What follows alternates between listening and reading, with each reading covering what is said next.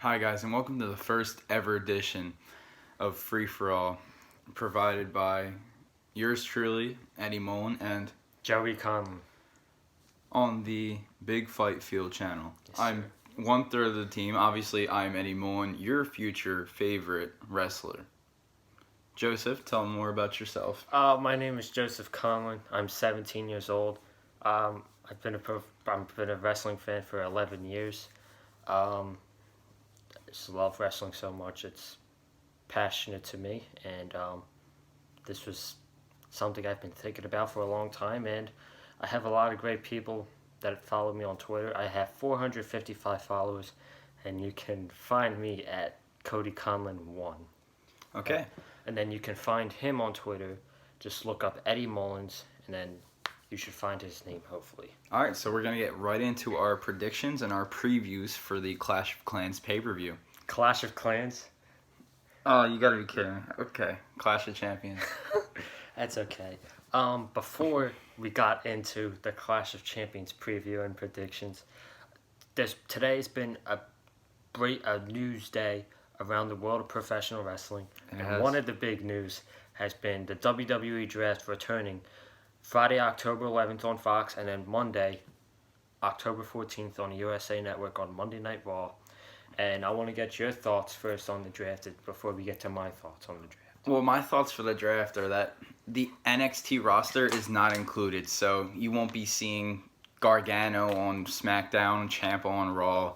It's not going to be any of that. It's still, even though they're making it a day, like a weekly show, and it's not going to be developmental talent as much as it has been, it's still being used as the developmental brand, even though it's on TV weekly. Also, me and Joseph have been going over the fact that the championships could switch brands, but it Possibly could. Yeah, but it all depends on who the champions are by the end of Clash of Champions. Also, what they could do for that brand. Also, the channels that the shows are going to be on also are deciding who is getting drafted to which brand. So we could see the IC Championship coming back to Monday Night Raw and the US Championship coming back to SmackDown, depending on what happens tonight or at Hell in a Cell, because the draft is happening after Hell in a Cell, which is in 3 weeks. Now, the one thing that we were tied up about was the fact that The Miz, we were thinking that he should go to the big brand, but then we remembered that he's on the USA Network for Miz TV. Miz and Mrs. Oh, Miz and Mrs. My bad. See, we both make mistakes. Yeah, okay. right. But he's on there for Miz and Mrs. So I don't think they would pull him away from US. So either he's not going to win, or he's going to win and switch brands. Or he's going to win and the IC Championship's going to stay on Raw. That's totally true as well. But that's one reason why The Miz versus Shinsuke Nakamura is one of the most hard. It's really hard to predict. Yeah, there's some matches that are so predictable. Exactly. And I don't know. It's great having a bunch of matches that are actually unpredictable for once, because it's usually the cards recently have been a bunch of matches where it's like, we know what's going to happen. Why are you showing this to us? Absolutely. So with that, we're just going to jump straight into the first match. Would you like to introduce the first match there? Yes, I would. And I'm believing this will be on the kickoff show. We have a triple threat match for the Cruiserweight Championship. It's Humberto Carrillo versus Lince Dorado versus Drew Gulak. And what I believe the storyline is right now is that a few weeks ago, Humberto pinned Oni Lorcan on 205 Live. So he became the number one contender. And then Lince pinned Humberto. So he got into the match. And then this week on 205 Live, it was Humberto Carrillo and Lince Dorado versus Drew Gulak and then Tony Nese, which is Drew Gulak's new best friend. And I don't know. I got a weird feeling.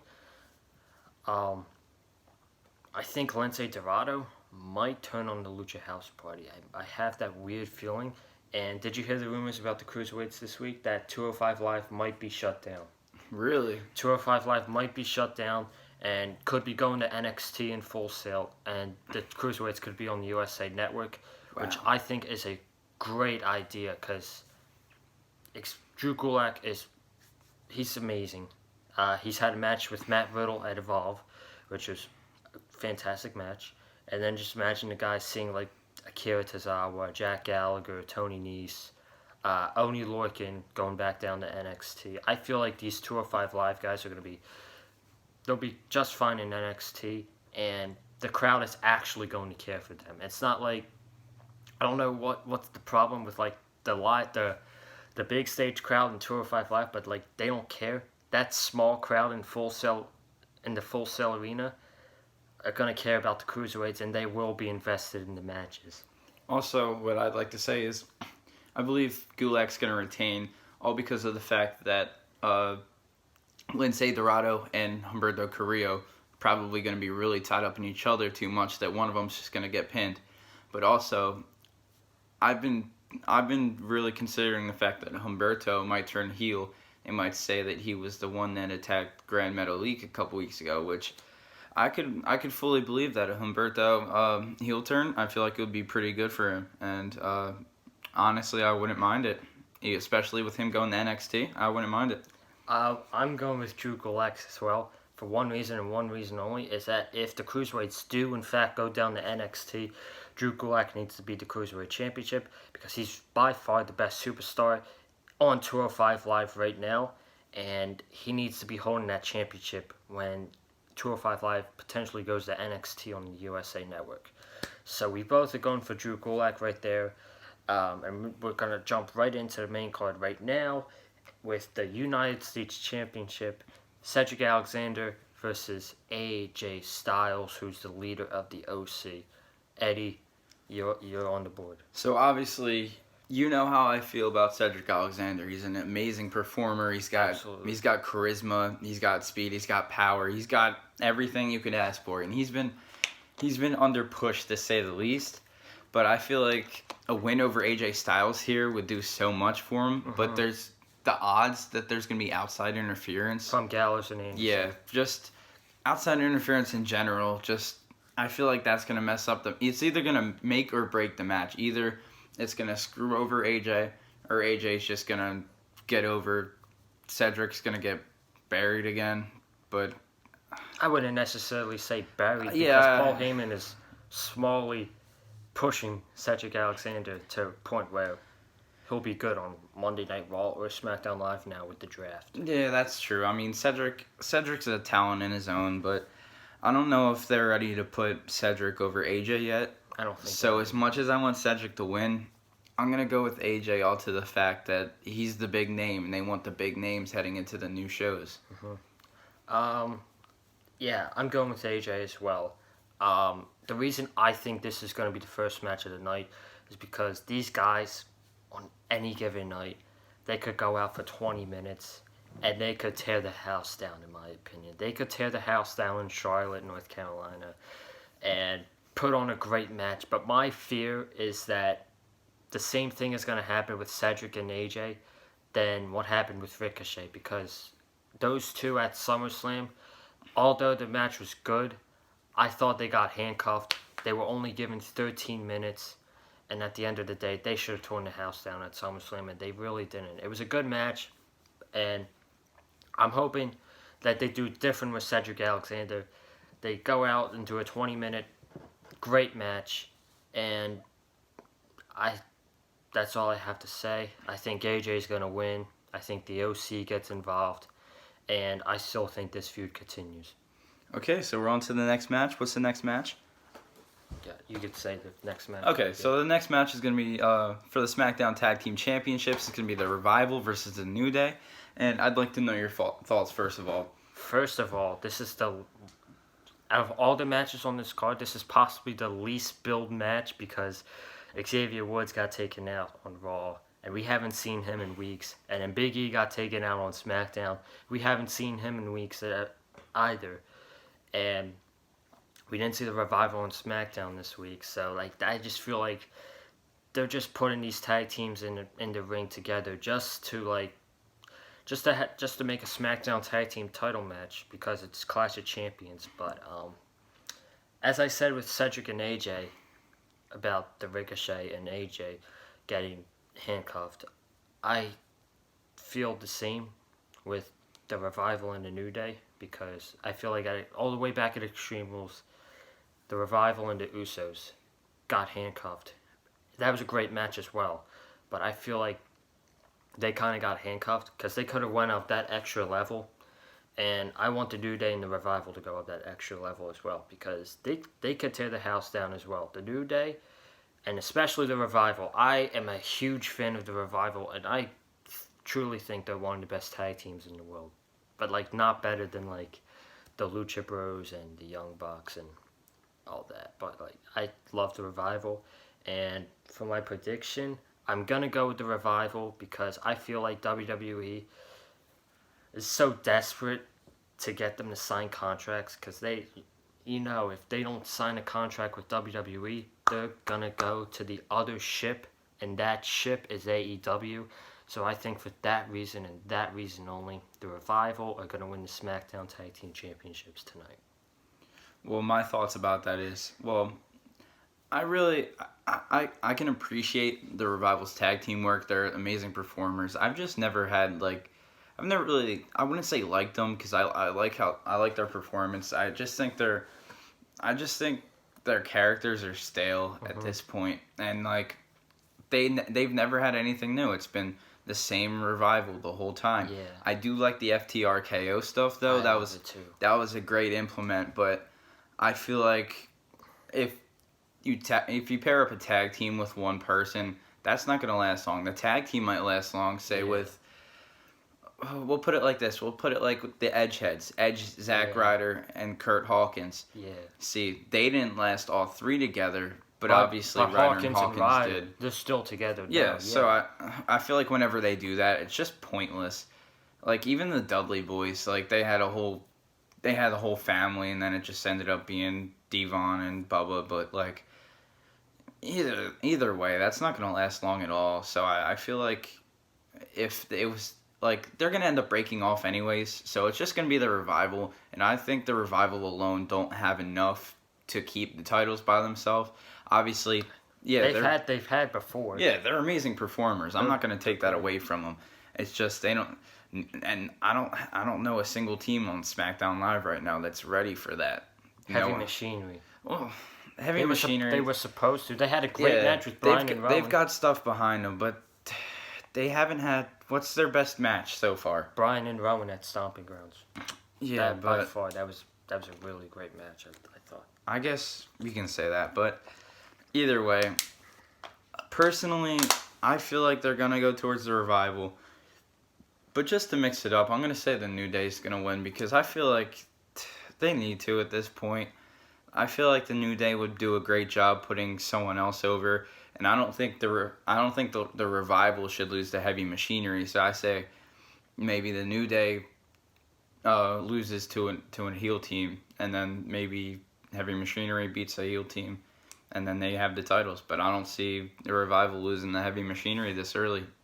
All right, great debate on the Revival versus the New Day, but we got to get into the next match, and I want to get into the Intercontinental Championship. We were just talking about The Miz, and he's going to be challenging the Intercontinental Champion, Shinsuke Nakamura, along with Sami Zayn as his new manager. I want to get your thoughts on the new pairing of Shinsuke Nakamura with Sami Zayn. Well, Sami Zayn, obviously a tremendous performer. I personally don't like his heel work, but I mean, I guess you have to take what you're given, and I feel like that's gonna determine the match. I feel like Sami Zayn is gonna determine the match one way or another. He's a huge X factor. Yes. I say it more in the facts of he's gonna interfere one way or another, and it could turn out either way. Just like the other match with the manager. What was it? What were we talking about? We were just talking about the Revival and the New Day. No. I mean, Styles and the OC. I'm sorry. Okay. Okay. So pretty much, with the outsider interference, it could make or break the match. Who wins the match? But honestly, I feel like Miz is gonna go to USA either way if he wins the match or not, just because he's got Miz and Mrs. But I have a feeling he's gonna win the title and bring it back home because he's been in the company for longer than Shinsuke has, and if they're gonna people that are tuning in that haven't tuned in a long time, they're gonna say, "Oh, the Miz, he used to fight against John Cena." Mm-hmm. They're gonna see Shinsuke and be like, who's this guy? Even though obviously he's an amazing performer, Exactly. He's but been like so underutilized in his career ever since WrestleMania. yeah, Since but just WrestleMania like last year. the casual fans wouldn't know who Shinsuke is, but maybe they've heard of The Miz, because he's had that whole thing with John Cena before, and he was a main event player. So for that, I'm just gonna say The Miz. We're gonna go different here because I'm going with Shinsuke Nakamura just for the simple fact of one, I have the Revival winning the SmackDown Tag Team Champions, even though they're a Raw tag team, and I can't get myself to predict that The Miz is gonna win the Intercontinental Championship when he's a Raw superstar. Because it would be dumb to have two Raw superstars take home two SmackDown championships. That would just look terrible, in my opinion. And I really can't get myself to I can't get myself into this match at all because The Miz has had a terrible run as a babyface. And in my opinion, he needs to go heel again. He really does. He's got absolutely no momentum. So that's my two reasons. Miz is a Raw superstar, and he's got no momentum behind him right now. So for that two reasons only, I'm going with Shinsuke Nakamura to retain the Intercontinental Championship. On to the next match. You got it. Okay, so the next match is going to be the Raw Women's Championship, which is Sasha Banks versus Becky Lynch. Finally. And honestly, I don't have much to say about this match. The build-up has been weird. It's been very weird. Obviously, two heel turns in the same month. I mean, 3 weeks. Yeah, but like, all in all, I don't think Becky's gonna lose. I think Sasha and Bayley are gonna split. One of them's gonna win. One of them's gonna lose. And I have in my later matches, I have Bayley winning. Spoiler alert. Oh, sorry. Anyways, I don't see Becky losing here because Sasha hasn't proven herself yet with this new gimmick. I don't think she's ready yet. So you're going with Becky Lynch to retain the Women's Championship? I do have Becky retaining. Is it going to be a clean finish? Is it ever a clean finish anymore? No. No. So he thinks it'll probably continue. The feud will continue, but Becky will be the champion after tonight at Clash of Champions. It's very risky when you do predictions. Like, most of the time, you either predict the heel or the face to win, or at this case, the champion or the challenger. You don't want to predict a disqualification or a count out or something, a draw. But I have to go in that boat this time. I'm going into double count out. I just don't trust the WWE in this situation. Sasha, she's been lied to once, and I fear that she's going to get lied to again by the WWE. And Becky is on the cover of 2K20, so I can't see her losing the Women's Championship now. But I think this is going to be a double count out, and that's really all I got to say about this. I don't know. I don't necessarily think they're gonna do it off the cover of a video game because didn't Seth lose his title last? No, they did AJ Styles last year. The year before that, though. I don't remember.